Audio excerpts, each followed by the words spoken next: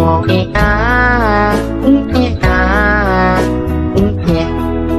been a really, really messed up week. Some days told you, some days better. La la la, la la la. Nah ceritanya ternyata Wak, sebelum rumah itu dibeli sama nenek, rumah ini tuh dulunya merupakan rumah sakit jiwa yang beroperasi tahun 95 sampai 98. Nah terus sosok Dewi ini ternyata merupakan salah satu pasien di rumah sakit jiwa itu Wak.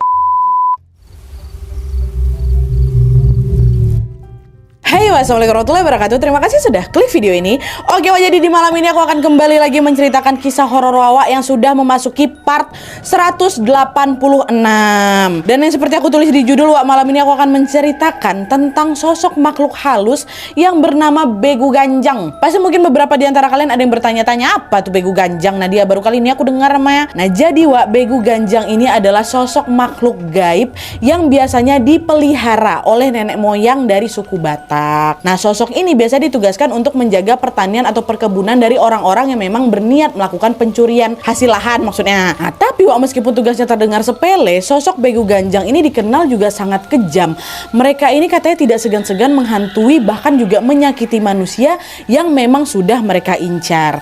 Bahkan pada beberapa kasus nih Wak ya, Begu Ganjang ini mampu membuat target incarannya ini lewat meninggal dunia. Nah, cerita yang akan aku bawakan malam ini adalah kisah Wawak kita dan keluarganya yang dihantui oleh teror sosok Begu Ganjang Wak. Nah, gimana kisah selengkapnya? Aku gak usah banyak kali spoiler depan ini ya kan. Kita langsung masuk aja ke ceritanya ya. Check it out.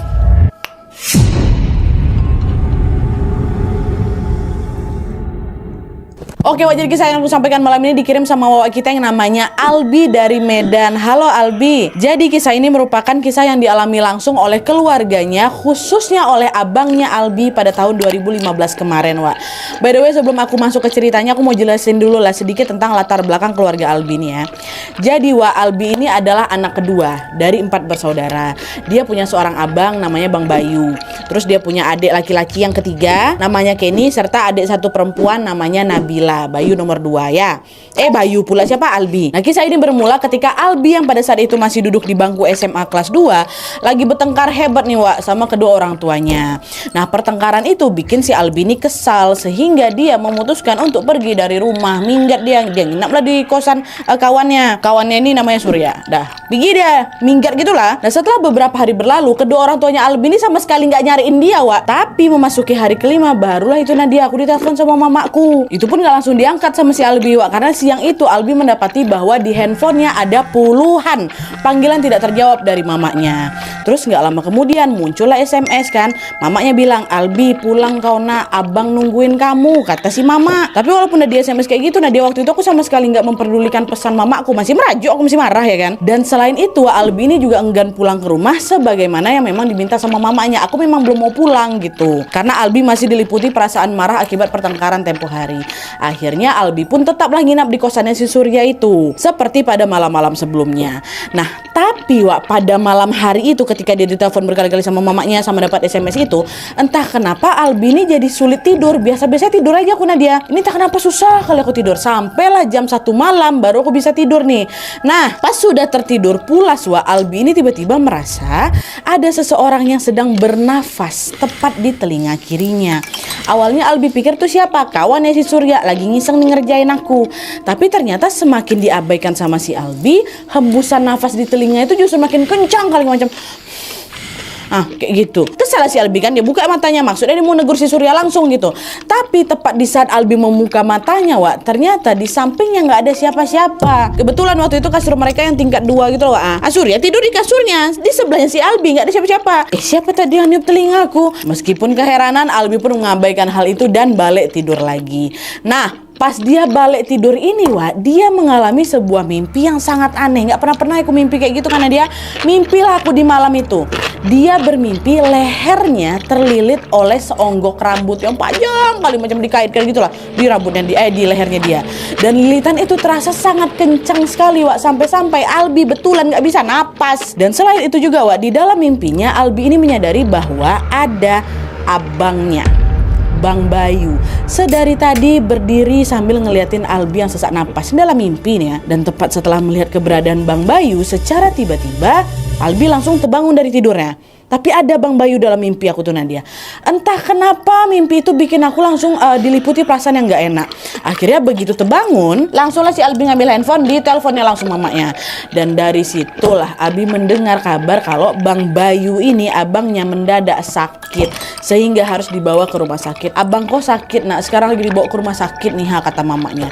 Dengar hal itu, malam itu juga Albi pun langsung pergi ke rumah sakit di mana tempat Abang Bayu ini dirawat. Sesampainya di rumah sakit, Albi melihat abangnya dalam kondisi terbaring lemah dengan infus yang menempel di tangannya.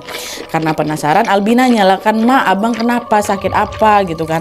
Dokter sih belum kasih tahu abang ini sakit apa nak, tapi yang jelas abang terus merintih kesakitan, gegara lehernya terasa panas kata mama gitu kan. Nah, mendengar hal itu, sontak Albi pun langsung bercerita tentang mimpinya yang barusan tuh, mimpi tadi malam. "Aku mimpi kelilit rambut mak leherku, terus aku lihat abang berdiri sebelah aku," kata si Albi. Nah, setelah mendengar cerita dari Albi, entah kenapa secara tiba-tiba mamanya ini langsung memutuskan untuk membawa Bang Bayu pulang dari rumah sakit. Dia bilang, "Kayak gitu kisahmu, kayak gitu mimpimu. Ya udahlah. Udah kita bawa aja lah Bayu ini balik ke rumah." Gitu katanya. Loh, kenapa mama tiba-tiba mikir kayak gitu Nadia? Karena mamanya si Bayu ini berpikir kalau penyakit yang diderita sama Bang Bayu ini bukan penyakit biasa. Mama itu punya feeling kayaknya ini sakit gegara hal-hal gaib lah kayak gitu. Entah kenapa mama mikir kayak gitu Waktu itu mama mikir kalau dokter nggak tahu anakku ini sakit apa, cobalah aku panggil orang pintar aja. Siapa tahu mereka punya jawabannya. Karena memang dokter waktu itu belum bilang ini sakitnya apa gitu loh Ditambah lagi anak yang kedua mimpinya kayak gitu tuh, takut mamanya punya insting kayak gitu kan, dibawalah ke orang pintar. Singkat cerita, keesokan harinya di siang hari Bang Bayu pun dibawalah pulang ke rumah. Sore harinya mamanya langsung lah ini manggil pasangan suami istri yang memang biasa mengobati korban santet gitulah Nadia di daerah kami. Mereka adalah Om Martin sama Tante Ayu. Sesampainya mereka berdua di rumah, pas Sutri ini di rumah, mereka berdua pun lalu mencoba menerawang penyakit apa yang memang diderita sama Bang Bayu. Tidak lama kemudian mereka berdua bilang kalau Bang Bayu ini sakit karena dia membuat sebuah kesalahan yang membuat sesosok makhluk halus marah kali sama dia. Dan sosok itu tidak akan melepaskan Bayu sebelum Bayu mengembalikan barang yang Bayu ambil. Dengar itu kagetlah sekeluarga kami semua Nadia. Dengan sangat lembut mamanya Albi ngomong, "Anakku sayang," ngomong ke Bayu kan, "Anakku sayang, kau ada buat salah apa nak? Cobalah bilang sama mama," kata mama kan. Tapi waktu itu Bang Bayu gak jawab sama sekali Dia diam aja Nat. Waktu itu mereka berusaha untuk memaklumi karena mereka pikir Bang Bayu ini butuh waktu lah untuk menjawab. Berarti memang Bang Bayu bikin kesalahan, cuma dia belum siap aja nih ngasih tahu apa salahnya. Udah selang beberapa jam kemudian mereka balik lagi nanya sama Bang Bayu kan. Tapi kali ini yang bertanya bukan mamanya aku Nadia, Tante Ayu ini yang si istri orang pintar nih kan. Apa suatu ditanya sama Tante Ayu, barulah di situ Bang Bayu nih buka suara. Di situ Bang Bayu bilang bahwa 1 minggu yang lalu dia iseng mencuri 2 buah bendera yang merupakan bendera penanda orang meninggal di jalan, tahu kalian kan?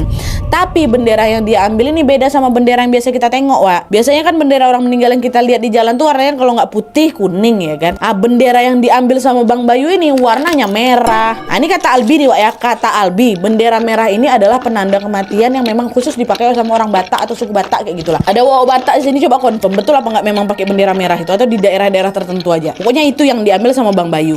Nah terus udah diambil sama Bang Bayu pun mengikatkan kedua bendera itu ke kaca spion sepeda motornya, satu di kanan satu di kiri. Waktu itu Bang Bayu ini bermaksud untuk menghias motornya karena pada saat kejadian masih dalam suasana 17 Agustusan. Nah dia aja pokoknya seiseng itu abang aku. Nah dengar itu mama nanya, "Terus di mana bendera itu nak? Masih ada kau simpan?" katanya. "Udah nggak ada lagi mak, udah Bayu buang di tong sampah," katanya. Dengar jawaban itu panik semua ini apa ini kesalahan anak aku nih macam mana kalau misalnya kita mau balikkan lagi ke sana pasti udah nggak ada gitu kan. Akhirnya Tante Ayu pun menyarankan Bang Bayu untuk meminta maaf atas perbuatannya itu. Tapi karena pada saat itu Bang Bayu ini masih sakit, akhirnya Tante Ayu menyuruh Albi sama Kenny adiknya mereka untuk mendatangi lokasi di mana Bang Bayu ngambil bendera tadi, which is tempat orang meninggal ini. Dah pergilah kami berdua ke sana Nadia. Setelah bertanya kepada warga sekitar, Albi sama Kenny akhirnya mendapatkan alamat keluarga yang benderanya dicuri sama Bang Bayu ini tempo hari. Dan mereka langsunglah mendatangi rumah si pemilik bendera ini. Tok tok tok gitu kan. Gak ada yang buka pintu. Nah ternyata si pemilik rumah lagi pergi, gak ada di rumah kan. Akhirnya Albi sama Kenny balik lagi lah ke rumah dan mencoba datang lagi keesokan harinya. Tapi sayangnya sebelum niat baik itu terlaksana, Wak, Albi sama keluarganya tiba-tiba mengalami sebuah peristiwa yang betul-betul bikin mereka dirundung perasaan duka yang sangat mendalam. Apa? Masuk dulu.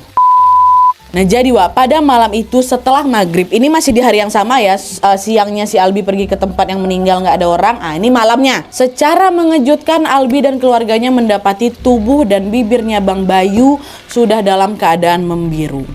Dan gak lama kemudian Bang Bayu memuntahkan ampas putih gitu. Nah dia yang tampak macam tisu terendam air tuh, tahu kalian kan? Buah atau muntah itu. Panik lah kami semua. Nah terus gak lama kemudian ada nih omnya mereka yang namanya Om Faris datang juga ke rumah. Dia bilang tolonglah ambilin 2 jeruk purut apa si Albi, katanya. Hah, jeruk purut buat apa nih Om? Cepat ambil, kata dia gitu kan. Meski dilanda kebingungan, Albi pun tetap pergilah dan menjalankan permintaan itu. Siapa tahu memang jeruk purut ini buat nyembuhin abang aku. Dah tuh pergilah guna dia naik motor nih sendirian mau beli jeruk purut itu.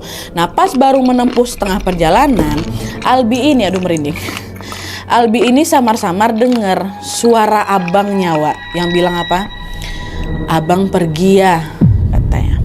Tepat setelah suara itu menghilang, Albi langsung nih dilipirkannya motornya kan, ditepikannya motornya. Dan entah kenapa Nat, pada saat itu setelah aku dengar suara ini, aku tepikan motor aku. Pada saat itu aku mendadak dirundung perasaan sedih yang luar biasa. Tak kenapa kayak sedih kali aku. Tapi si Albi masih positif thinking nih. Oh mungkin aku tadi gegara kebawa pikiran abang aku, halusinasi aku tuh. Itu bukan suara abang aku kok, aku halu gitu. Udah lanjut lagi lah, dia melanjutkan motornya supaya segera sampai tujuan. Nah pas sudah sampai di warung penjual jeruk purut ini, Wak, Albi terima telepon panggilan dari mamanya.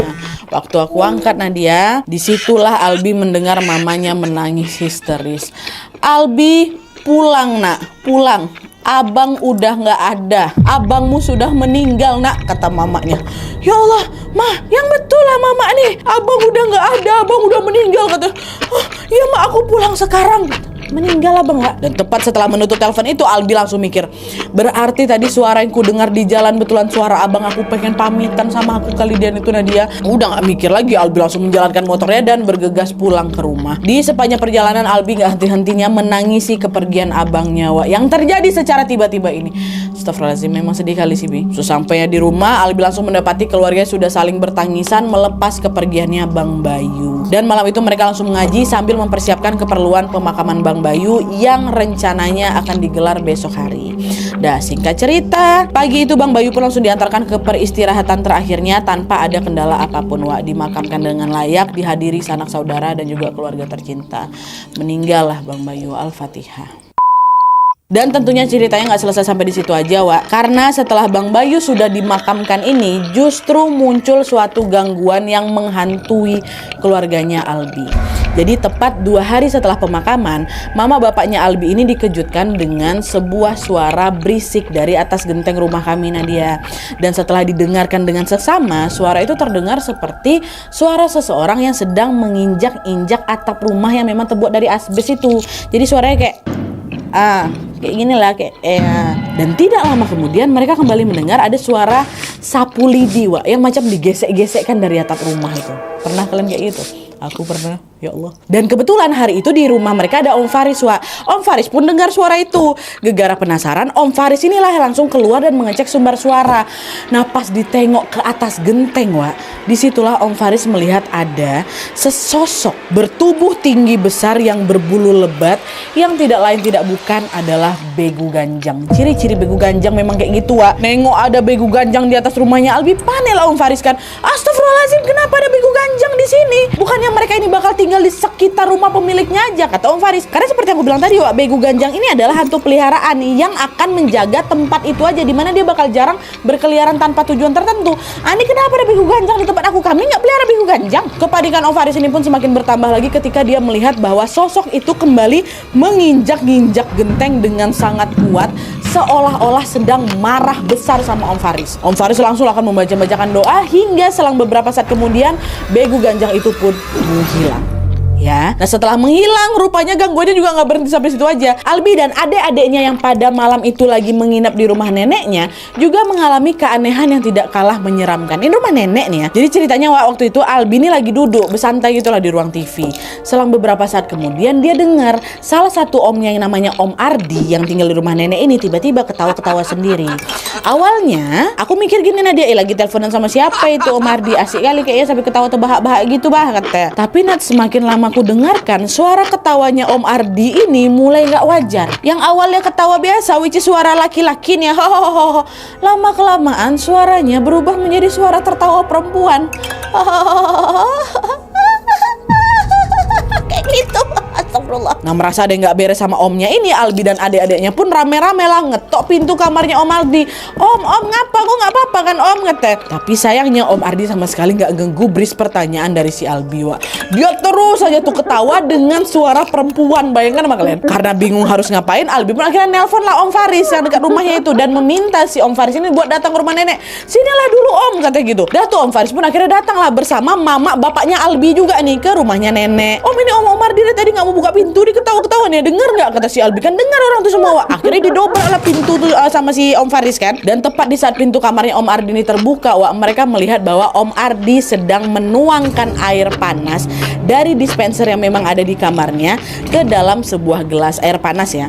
Lalu gelas berisi air panas itu diteguk ya berkali-kali sambil ketawa hihihi tau kalian. Panas tuh Nadia air tuh Nengok kejanggalan itu mereka semua langsung sepakat pikir, oh kesurupan Om Ardi nih. Laki-laki loh, om kesurupan, bayangkan sama kalian. Langsung mama si Albi maju kan, kau ini siapa nih? Kenapa kau masuk dalam badan adik aku, Kenapa kau ganggu keluarga kami? Hei, kata. Kalian tahu Om Ardi jawab apa? Namaku Dewi, aku tinggal di loteng rumah ini. Aku gak berniat ganggu kok. Justru aku mau menjaga dia karena dia mau dijemput, kata. Om Ardi ini mau jemput. Apa nih maksud kau? Adik aku mau dijemput sama siapa? Kata mama.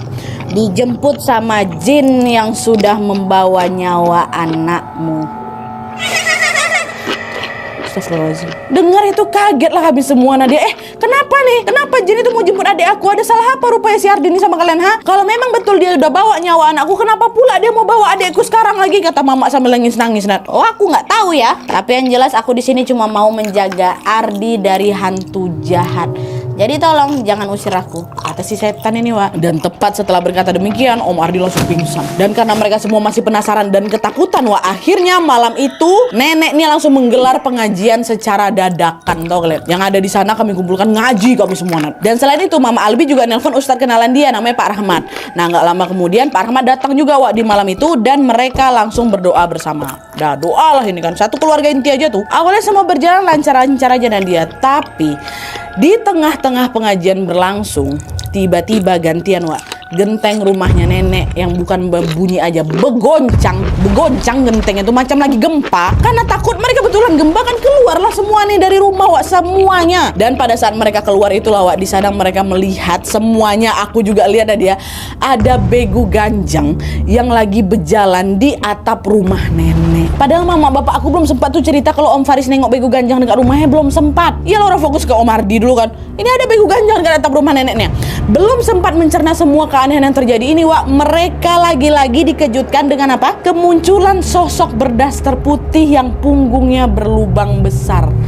Sundal bolong, ya Allah, jarang kita dapat hantu sundal bolong di KHW kan. Ada sundal bolong dekat cerita nih, tau kalian. Ditampain dua makhluk sekaligus ya, takutan lah kami semua. Langsung masuk kami beramburan ke dalam rumah, Nat. Dan pada saat itu juga lah keluarga Albi baru notice nih, sepertinya sundal bolong yang baru datang tuh itulah si Dewi tuh, yang sebelumnya sempat ngerasukin Om Ardi tuh, kayaknya dia tuh. Dan dari dalam rumah kalian tahu apa? Kami semua dengan jelas bisa mendengar suara injakan kaki begu ganjang sama ketawanya si Dewi itu. Bayangkan sama kalian. Makin kuat lah baca doa kami, makin gede lagi suara kami baca doa kan. Dan barulah alhamdulillahnya perlahan-lahan suara itu pun hilang. Wah, macam mana lah mencekamnya tuh suara kau keluarga kau Albi. Ini banyak yang ngalamin, ada nggak aku aja, mama, bapak, tante, om aku dua lagi ada Pak Ustadz tuh juga. Tapi memang walaupun pada saat itu situasi sudah mulai aman, Wah, Albi sama keluarganya masih dibuat penasaran nih dengan semua hal yang sudah menimpa mereka belakangan ini. Iyalah, nggak pernah ya kami kesurupan, nggak pernah kami nampak begu ganjang, terus abang aku meninggal mendadak pula lagi tuh, dan dia kan nggak masuk akal tuh penasaran kami ini kenapa gitu. Mereka terus bertanya-tanya kenapa ada Begu Ganjang, kenapa sosok Dewi Sundel Bolong ini tiba-tiba muncul, dan apa mereka ini ada hubungannya dengan kematiannya Bang Bayu. Banyaklah semua pertanyaan dalam pikirannya si Albi dan keluarganya kan Wak. Dan untuk menuntaskan rasa keingintahuan itu Wak, mamanya Albi ini pun akhirnya bertanyalah sama Pak Rahmat, Pak Ustadz tadi itu. Pak, ini ada apa nih Pak? Tuh kalian Pak Rahmat jawab apa? Disitulah akhirnya terungkap sebuah kisah di balik kemunculan dua makhluk mengerikan ini dulu. Pada saat itu Pak Rahmat ini menjelaskan bahwa Dewi si Sundel Bolong tadi adalah sosok yang sudah menghuni rumah nenek ini sejak lama ya. Nah ceritanya ternyata Wak, sebelum rumah itu dibeli sama nenek, rumah ini tuh dulunya merupakan rumah sakit jiwa yang beroperasi tahun 95 sampai 98. Nah terus sosok Dewi ini ternyata merupakan salah satu pasien di rumah sakit jiwa itu Wak. Dan setelah beberapa saat menjadi penghuni di rumah sakit jiwa itu, entah kenapa dia ini pun memutuskan untuk menghilangkan nyawanya sendiri. Terus nggak lama setelah Dewi ini meninggal, RSJ itu pun langsung berhenti beroperasi. Hingga akhirnya tahun 2000 barulah nenek ini datang dan membeli rumah itu. Waktu itu tanah yang dibeli sama nenek dibangunlah sama rumah.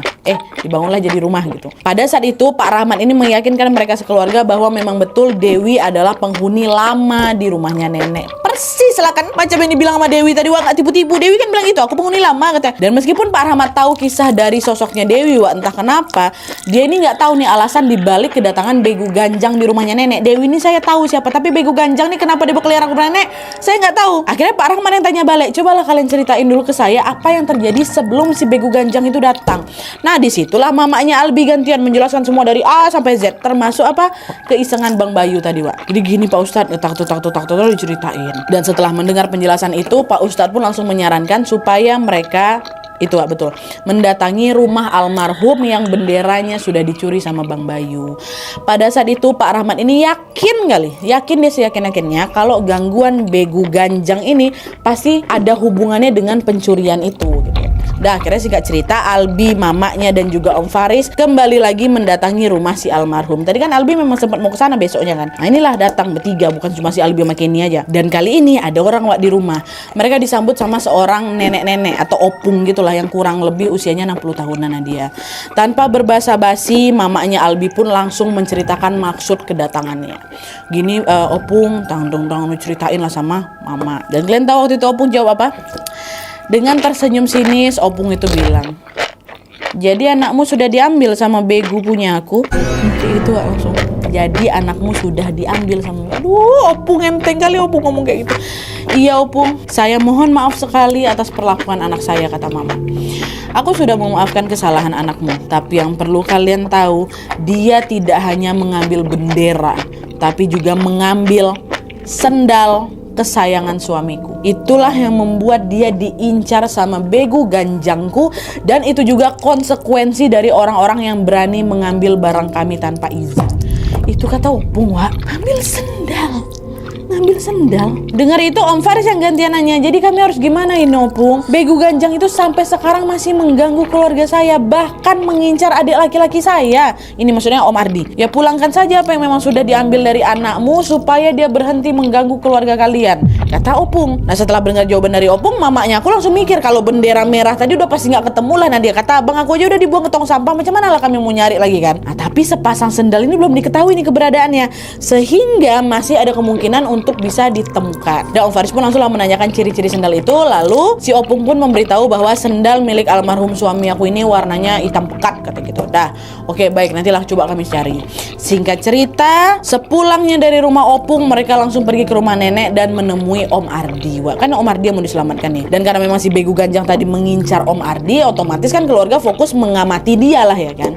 Dan setelah bertemu, mamanya Albi pun langsung menceritakan pertemuannya dengan si opung tadi. Gini nak, jadi gitu tangtung nak pula dek udah cerita. Tanpa disangka-sangka di situ Om Ardi bilang, oh sendal hitam ya kak. ada kak di kamar aku, katanya. Dengar itu jelas mama si Albi kaget lah, loh pantesan lah kau diincar sama bego ganjang, rupanya sendal tuh ada di kamar kau. Kok bisa sendal tuh ada samamu, Dek? Aku dapat sendal tuh dari almarhum Bayu, kak. Katanya dia beli sendal baru tapi nggak muat. Terus karena masih bagus, ku minta aja lah sendal itu. Tapi belum sempat ku pakai, kok masih ku simpan di kamar. Aku nggak tahu itu rupanya hasil Bayu ngambil punya orang. Meski terkejut di sini, Albi dan keluarganya merasa lega kali, wah. Alhamdulillah akhirnya ketemu juga sendal punya mendiang suami si Opung ini. Dan akhirnya malam itu juga mereka pergi lagi ke rumah Opung dan mengembalikan sepasang sendal itu, Nadia. Setelah menerima sendal itu, Opung bilang, semoga ini bisa jadi pelajaran buat kalian ya. Jangan sembarangan mengambil sesuatu yang bukan milik kalian, apalagi di tanah Batak. Karena kebanyakan dari kami mempunyai penjaga goib, yaitu bego ganjang. Itu kata Opung. Iya Opung, makasih banyak nasihatnya. Kejadian ini betul-betul jadi pelajaran buat kami, kata mamanya Albi. Tante, lembutnya hati tante ya. Tapi gimana, Wak, memang tradisi kayak gitu di sana ya kan. Itu adalah hal yang juga dipercayai sama beberapa keyakinan di sana. Gimana? Dan setelah urusan itu selesai, mereka pun langsung berpamitan pulang.